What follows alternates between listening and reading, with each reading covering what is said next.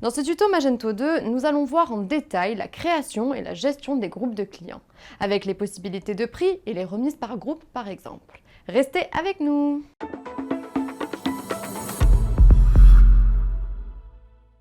Dans cette vidéo, nous allons voir les groupes de clients.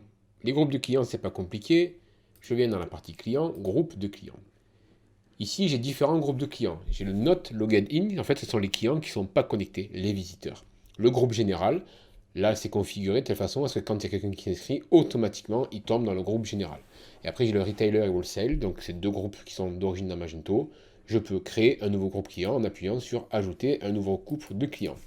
Et là, on va dire, par exemple, c'est le groupe B2B, gros volume ou grand compte. Et je vais pouvoir sélectionner ma classe de taxe associée à ce groupe de clients. Et j'enregistre le groupe de clients. Je veux créer un nouveau groupe, par exemple pour mes amis. On a toujours un petit groupe amis pour les amis. Et je sélectionne mon niveau de taxe et je fais enregistrer le groupe de clients.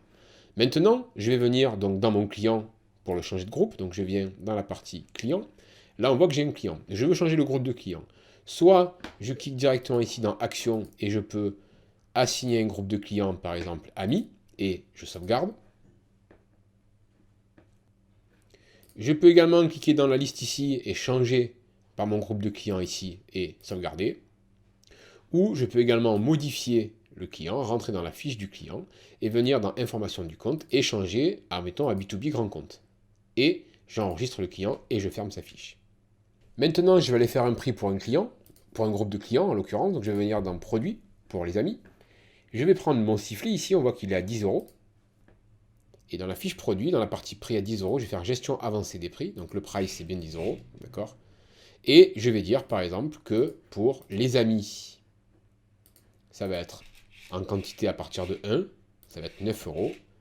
Et pour les pros B2B grand compte, à partir de 10 pièces, on va dire 5 €. Alors, comme c'est les amis, on pourrait dire 4. On va se faire plaisir et on va terminer comme ça. Et je fais enregistrer mon produit. Alors une fois que les clients seront dans le bon groupe de clients, en l'occurrence amis, ils auront un prix différent. Si je viens dans la partie client, je vais vérifier que je suis bien dans le groupe amis. Modifier. Information du compte, je suis bien dans la partie amis, j'enregistre le client. Je vais dans mon front office, je cherche mon sifflet. Et là, j'ai mon sifflet.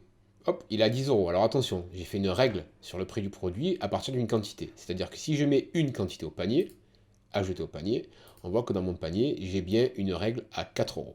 Maintenant, je vais venir modifier donc ma règle ici, gestion des prix avancés, et je vais enlever cette remise pour les amis de 4 €. Et je fais terminer, je fais enregistrer. Je peux aussi venir dans la partie marketing, règle de prix catalogue. Et là, je vais barrer le prix pour les groupes de clients.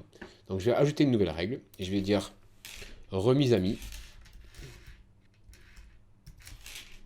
Elle est active, sur quelle date s'applique, et là, que pour les amis. Elle est valable de telle date, aujourd'hui, à par exemple, on va dire la semaine prochaine.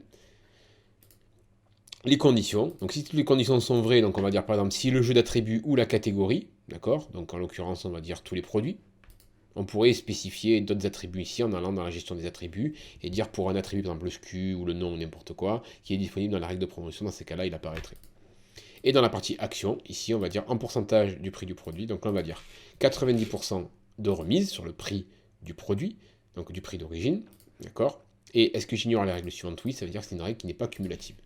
Une fois que j'ai créé ma règle, il faut que j'applique les règles. Vous savez que les règles catalogue ne s'appliquent pas instantanément, donc il faut que j'appuie sur appliquer les règles pour appliquer les règles. Et là, la mise à jour des règles est appliquée. Je reviens sur ma page produit ici, je tape sifflet.